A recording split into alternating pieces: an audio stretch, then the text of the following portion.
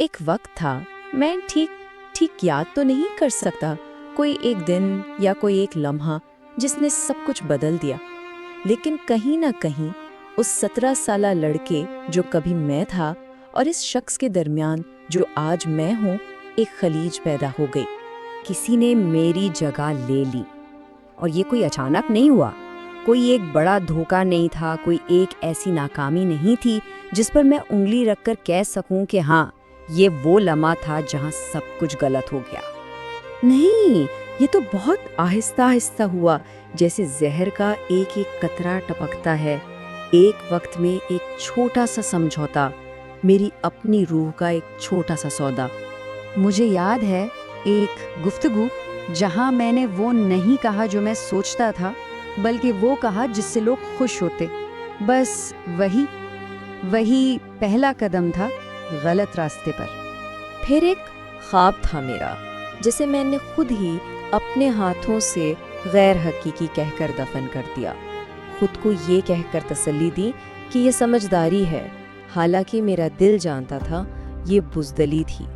اور اپنی ذات کا ایک حصہ جسے میں نے یہ سوچ کر الگ رکھ دیا کہ بس تھوڑے وقت کے لیے ہے، جب صحیح وقت آئے گا تو اسے واپس اپنا لوں گا۔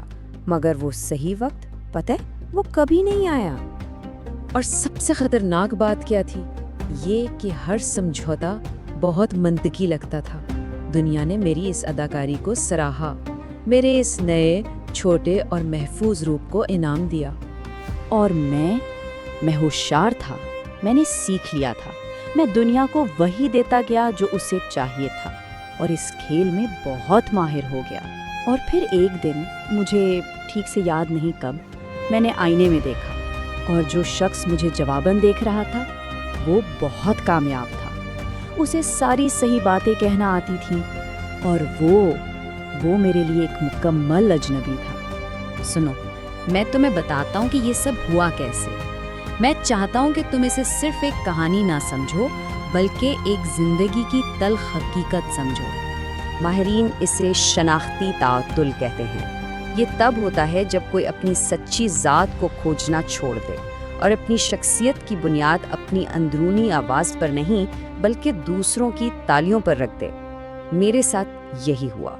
مجھے خوش اخلاق ہونے پر انعام ملا تو میں اور خوش اخلاق بن گیا، مجھے قابل ہونے کا انعام ملا تو میں نے ٹوٹنے کے باوجود بھی قابلیت کا دکھاوا کیا، مجھے سب ٹھیک ہے کہنے پر سراہا گیا تو میں سب ٹھیک ہے کہنے کا ماہر ہو گیا۔ منظوری کی ہر ایک تالی میری جیل کی دیوار میں ایک اور اینٹ بن گئی۔ کارل یانگ نے اسے پرسونا کہا تھا، وہ نقاب جو ہم سب دنیا کے لیے پہنتے ہیں، اور اس نے خبردار کیا تھا کہ ایک شخص جتنی دیر اس نقاب کے پیچھے رہتا ہے وہ بھول جاتا ہے کہ اس کے پیچھے کوئی اصل چہرہ بھی ہے۔ وہ یہ ماننے لگتا ہے کہ نقاب ہی اس کا اصل چہرہ ہے۔ اور یہیں سے بات خطرناک ہو جاتی ہے، کیونکہ جب کوئی یہ مان لے کہ نقاب ہی اس کا چہرہ ہے تو وہ اس کے پیچھے جھانکنے کی کوشش بھی نہیں کرتا، وہ بس اداکاری جاری رکھتا ہے، اور زیادہ یقین کے ساتھ اور زیادہ تھکن کے ساتھ، جب تک کہ یہ اداکاری ہی سب کچھ نہ بن جائے۔ اصل سوال یہ نہیں ہے کہ آپ کیسے ہیں، اصل سوال یہ ہے کہ کیا مجھے یاد بھی ہے کہ میں کون تھا؟ اس سے پہلے کہ میں نے اس سوال کا بالکل صحیح جواب دینا سیکھ لیا تھا، میں تمہیں بتاتا ہوں کہ اس کی قیمت کیا تھی۔ میں کوئی فلسفے کی بات نہیں کر رہا، میں تمہیں اپنی زندگی کا حساب بتا رہا ہوں۔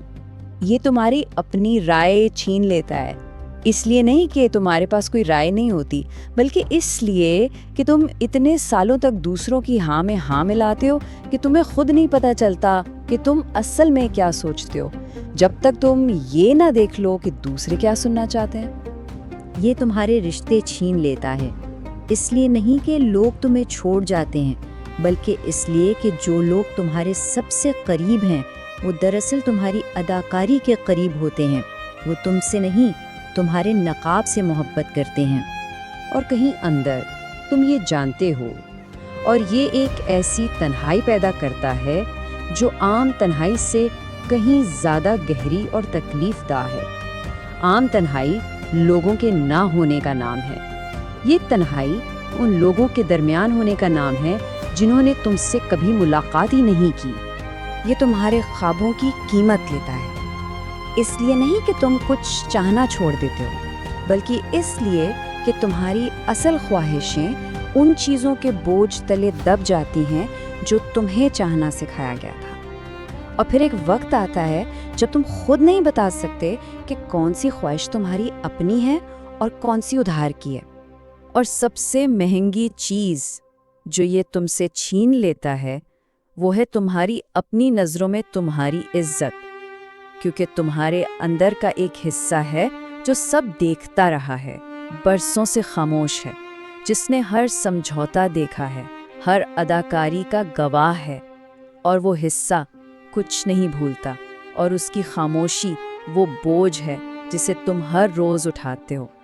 تو پھر کیا کیا جائے؟ کوئی بڑا اعلان نہیں کہ میں خود کو ڈھونڈ رہا ہوں، نہیں، کچھ بہت چھوٹا، بہت مشکل اور بہت ذاتی، بس ایک لمحہ، ایک گفتگو جہاں سچ بھی بولا جا سکتا ہے اور اداکاری بھی کی جا سکتی ہے، اور تم سچ کا انتخاب کرتے ہو، صرف ایک بار، بس وہیں سے واپسی کا راستہ شروع ہوتا ہے۔ یاد رکھنا، اگر انسان اپنی شناخت خود نہیں بناتا تو دنیا اسے ایک شناخت دے دیتی ہے، اور دنیا کا کام ہمیشہ ایک ہی ہوتا ہے، کارآمد بنو، قابو میں رہو، اور اس سب کو وہ پختگی یا سمجھداری کا نام دیتے ہیں، جبکہ حقیقت میں یہ انسانی تاریخ کی سب سے پرانی چوری ہے، ایک انسان کی خاموش چوری، دوسروں کے آرام کے لیے۔ وہ شخص جو تم بن گئے ہو وہ مکمل طور پر تمہارا انتخاب نہیں تھا، اور وہ شخص جو تم اب بھی بن سکتے ہو وہ ختم نہیں ہوا، بس تھوڑی دیر ہو گئی ہے۔ تمہارا اصل روپ، وہ جو پہلے سمجھوتے سے بھی پہلے موجود تھا، وہ غائب نہیں ہوا، وہ انتظار کر رہا ہے، بے صبری سے نہیں، ہمیشہ کے لیے نہیں، لیکن ابھی وہ وہیں ہیں۔ اور آج صرف ایک ہی سوال اہم ہے، کیا کوئی آخرکار تیار ہے خود سے اجنبی بننا چھوڑنے کے لیے؟